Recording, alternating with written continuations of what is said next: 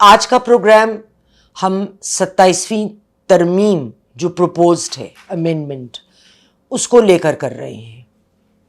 اس میں 3 شقوں پر تو پی رضامند ہے، کچھ شقوں پر ان کے اختلافات ہیں، اور جن شقوں پر رضامندی ہے ان میں سے ایک شق پہ باقی ہر چیز کو چھوڑ کر ہمارے ہاں لوگ گفتگو کر رہے ہیں، اور وہ ہے افواج Pakistan COS/ field marshal, air marshal جو ہیں، اور ایڈمرل کی پوزیشنز، پریویلیجز اور لائف رینک کو لے کر، جس میں بہت سارے ابہام موجود ہیں. آج کا پروگرام سننے کے لیے میرے ساتھ رہیے، لیکن اس سے پہلے کہ ہم پروگرام کی طرف جائیں، اگر آپ نے چینل یاسمین آفتاب علی کو سبسکرائب نہیں کیا تو مہربانی فرما کے سبسکرائب کیجئے گا. پروگرام پسند آئے تو لائک کریں، شیئر کریں، کمنٹ باکس میں کمنٹ دینا نہ بھولیں. میرے ساتھ رہیے. جن 3 شقوں پر پی نے آمادگی ظاہر کی وہ کانسٹیٹیوشنل کورٹس کا علیحدہ ہونا، اور ججوں کا ٹرانسفر انٹرا کورٹ، اس شرط پر کہ جو چیف جسٹسز ہیں وہ بھی جوڈیشل کاؤنسل کا حصہ رہیں گے، اور وہ بھی یہ طے کریں گے، اس معاملے میں شامل رہیں گے کہ کس جج کی کدھر ٹرانسفر ہونی ہے. لیکن اس کے علاوہ آرٹیکل 243 کی ترمیم پہ بھی انہوں نے اتفاق ظاہر کیا ہے، اور سب سے زیادہ گفتگو بھی آج کل تمام معاملات کو چھوڑ کر اسی ترمیم کے اس حصے پر ہو رہی ہے. ہم اس کو بھی دیکھیں گے. پھر جو کچھ ترامیم جن کو ریجیکٹ کیا گیا ہے ان کے بارے میں وہ بات بھی نہیں کرنا چاہتے. ایک تو ڈویل سٹیزن شپ کا معاملہ ہے، دوسرا 18ویں ترمیم کا رول بیک، اور NFC ایوارڈ میں کوئی بھی ترمیم. تو اس کو بھی ہم ایک نظر ضرور ڈالیں گے، کیونکہ یہ کیوں آئی ہیں، ان کو کیوں نہیں لیا جا رہا، اس کو دیکھنا بھی بہت ضروری ہے. آپ اس وقت اسکرین پر ایک شبیہ دیکھ رہے ہیں جو میرے ایڈیٹر دکھا رہے ہوں گے. اس میں 243 کا جو مدعا ہے پورا، وہ 4 کلوزز میں بند ہے. جو اصل روح ہے وہ ہے کلوز 7، کلوز 8، کلوز 9 اور کلوز 10. میں اس کو پڑھوں گی بھی، اور اس کو آپس میں جوڑ کے ان کا انٹرپلے کیسے ہوتا ہے لیگلی، کیونکہ اگر آپ ایک شق کو دوسری سے ان ڈیورس پڑھیں گے تو آپ کو پورا معنی اس کا سمجھ نہیں آئے گا. Article 7: When the government promotes a member of armed forces to the rank of field marshal, marshal of air force or admiral of fleet, rank of all 3 such officers shall remain, they will retain the ranks, privileges and uniform for life. Rank ملے گا، جیسے field marshal ایک rank ہے، COS ایک appointment ہے. ان چیزوں میں فرق ہے دونوں باتوں میں. جب ہم آگے پوائنٹس کو دیکھیں گے تو اس بات کو ذہن میں رکھیے گا. Clause number 8: field marshal, marshal of air force and marshal of fleet shall not be removed from office except on grounds or charges in manner provided by Article 47, which basically relates to آپ کا کوئی severe corruption کا معاملہ آ جائے، آپ کا کوئی moral کویسچننگ کا معاملہ آ جائے، اس کو وہ ڈیل کرتا ہے. اور میرے حساب میں یہ کلوز اس لیے ڈالا گیا کہ آپ کے ٹینیور کے درمیان اگر کل کو حکومت کوئی اور آئے، یا یہ حکومت، وہ کسی تنازعہ کی صورت میں وہ ایک دم اٹھا کے باہر نہیں پھینک سکتے فیلڈ مارشل کو یا COS کو یا head of any arm forces کو اپنی مرضی سے. اور جب عاصم منیر ISI کے ہیڈ تھے، وہ ہیڈ تو نہیں تھے آرمی کے، مگر چونکہ عمران صاحب کو انہوں نے کچھ انفارمیشن دی جو انہیں پسند نہیں آئے تو ان کو فوراً برطرف کیا گیا. تو ایسی ایڈونچرزم جو بعض اوقات پولیٹیکل گراؤنڈز پہ لوگ کرتے ہیں وہ نہ ہو. उस चीज को प्रोटेक्ट किया गया है. Clause 9, provision of Article 248 as applied to President will apply mutus mutandis to Field Marshal, Marshal of Air Force and Admiral of the Fleet. यानी जो फैसिलिटीज हैं, जो प्रिविलेजेस हैं, जो मिलते हैं फील्ड मार्शल प्रेसिडेंट को, वही म्यूटेटिस मिटेंडिस इज एज इट इज, इनको भी मिलेंगे, एक फर्क के साथ. क्लॉज 7, जहां पर रैंक आपके पास एक आता है, उधर आपको एक्सेप्शन मिलेगी, लेकिन पूरी जिंदगी के लिए आपको प्रोसिक्यूट नहीं किया जा सकता उस हद तक. लेकिन प्रेसिडेंट को प्रोटेक्शन सिर्फ मिलेगी अपने टेन्योर तक.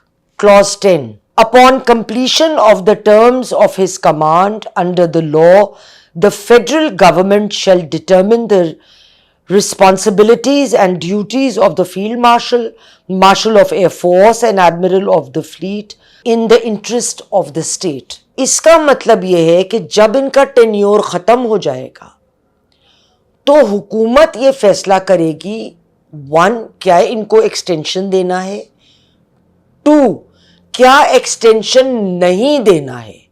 लेकिन हो सकता है किसी कंसल्टेंसी पोजीशन में, किसी और पोजीशन में उनकी खिदमात हासिल की जा सकें, क्योंकि ये क्लॉज इस बात को लेकर ओपन है. इधर कहीं ये बात नहीं कही गई कि वो जिंदगी भर उस पोजीशन में रहेंगे, ये बिल्कुल नहीं कही गई. और यही बात को लेके बहुत लोग तस्करा कर रहे हैं. But that is not how this law is to be interpreted. देखिए, जैसे कुरान शरीफ में तलाक का आप एक एग्जाम्पल ले लें, वो मुख्तलिफ जगहों पे उसको एक्सप्लेन्ड है. इसी तरह कानून भी इकट्ठे एक जगह नहीं होता, एक क्लॉज को आप अलग से नहीं पकड़ सकते, उसको एक पूरे कॉन्टेक्स्ट में आपको देखना होता है. इसके बाद जनाब हम आते हैं इस्टेब्लिशमेंट ऑफ कॉन्स्टिट्यूशनल कोर्ट. देखिए, 26वीं तरमीम में कॉन्स्टिट्यूशनल कोर्ट तो अलहदा हो ही चुका है. हो सकता है उसमें ये उसका स्टाफ भी अलग करना चाह रहे हों, बिल्डिंग्स भी अलग करना चाह रहे हों, उसको फाइन ट्यून करना चाह रहे हों मुकम्मल एक सेटअप को. लेकिन उसमें मुझे कोई ऐसी नई बात, कोई ऐसी नई शर्त, कोई ऐसी नई चीज़ नज़र नहीं आई जिसका मैं इस वक्त तस्करा करूं.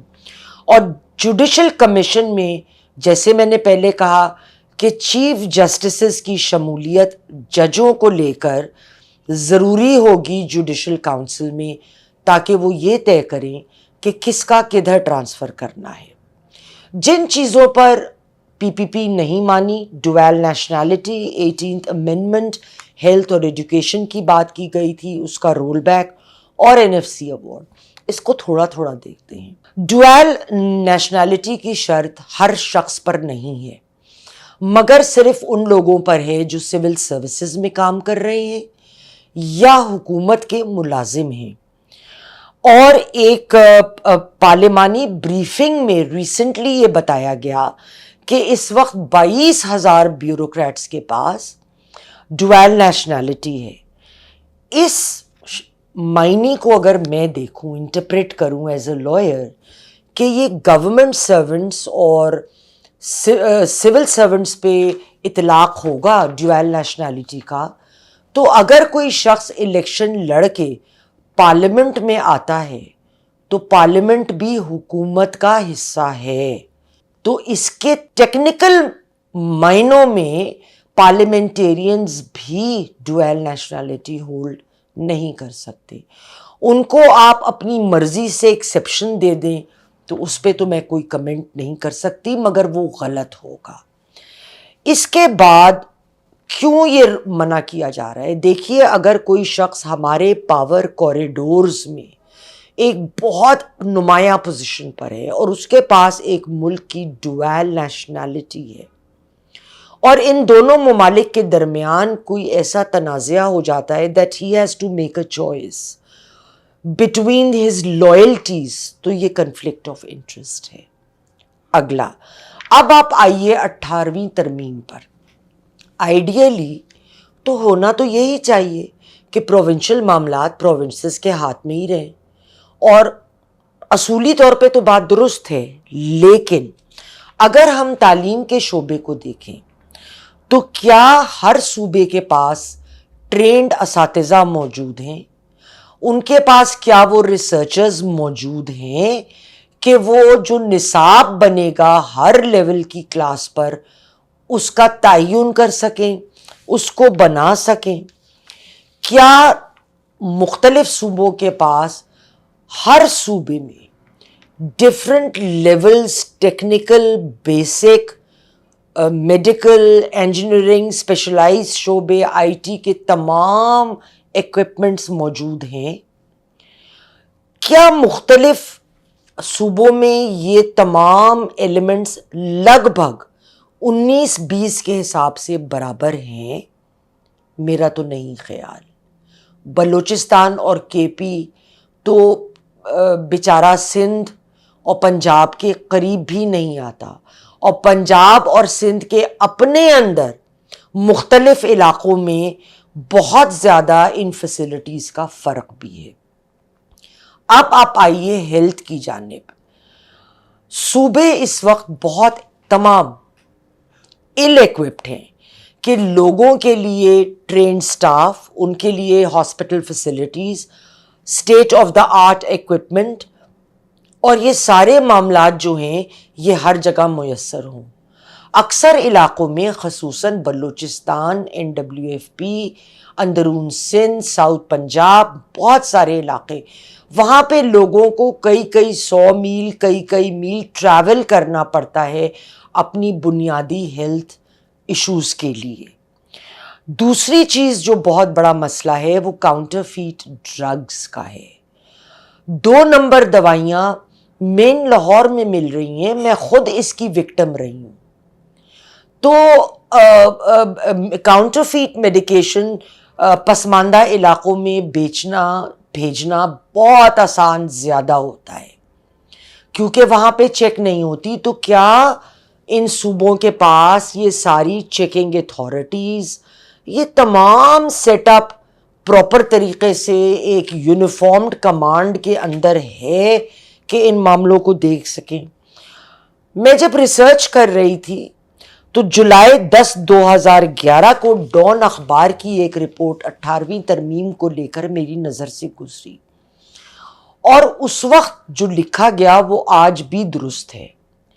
لکھا تھا کہ یہ قدم ویلکم ہے کیونکہ ہونا تو ایسے ہی چاہیے, لیکن ہمارے صوبے یہ ذمہ داریاں سنبھالنے کے لیے ایل ایکوپڈ ہیں. NFC ایوارڈ آج تک 7واں NFC ایوارڈ چلتا چلا جا رہا ہے کیونکہ ہمارے صوبے کبھی متفق ہی نہیں ہو پا رہے کہ ہمیں کتنا شیئر ملے گا. حکومت چاہتی ہے کہ بہت سارے ہیڈز جو پروونشل ٹیکسیشن کے مد میں ڈالے جاتے ہیں ان کو سینٹرل حصے میں ڈالا جائے تاکہ حکومت کو بھی اس کا حصہ ملے, مگر ظاہر ہے کوئی یہ کرنے کو تیار نہیں ہے. ہم لوگ ڈھکن بند بوتل کی طرح اپنا اپنا صوبہ پکڑ کے بیٹھے ہیں, ہم بگر پکچر پاکستان کی نہیں دیکھ رہے. میرے لیے اس وقت جو NFC ایوارڈ کو لے کر 2 باتیں بہت اہم ہیں. نمبر 1, اس وقت جو بینچ مارک ہم فالو کر رہے ہیں وہ پاپولیشن کی بنیاد پر ہے. جتنی پاپولیشن زیادہ ہے تو اتنے زیادہ فنڈز ادھر ہوں گے. اس حساب سے بہت بڑی تعداد تو سب سے بڑی پاپولیشن غالباً پنجاب میں ہے, لیکن جو دوسرے صوبے ہیں ان کی ضرورت ادھر سے زیادہ ہے دوسرے لیولز پہ. ان کے پاس بنیادی ایکوپمنٹ نہیں ہے, بنیادی انفراسٹرکچر نہیں ہے, بنیادی ہیومن ریسورس ڈیولپمنٹ نہیں ہے, ان کے پاس کوئی تعلیمی مدارج کوئی نہیں ہے. آپ CSS کے ایگزام میں دیکھیں کتنے بلوچی جو وہاں جا کر ڈومیسائل جھوٹا بنوا کے آتے ہیں ادھر کے کوٹے پہ, میں ان کی بات نہیں کر رہی, جو وہاں کے اپنے لوگ ہیں یا NWFP کے کتنے آتے ہیں. آپ پروپورشن نکالیے پچھلے 10 سالوں کا, وہ لوگ مار کھا جاتے ہیں. ان کو مار نہیں کھانی چاہیے, اور وہ تبھی ممکن ہے جب ان کے پاس فراوانی ہو فنڈز کی. اگر ہم پاپولیشن کی بنیاد پہ فیصلے کریں گے تو وہ تو کبھی بھی ہمارے ساتھ آ کے بڑے صوبوں کے ساتھ آ کے کندھے سے کندھا ملا کر کھڑے ہی نہیں ہو سکتے. یہ میری ایک رائے ہے.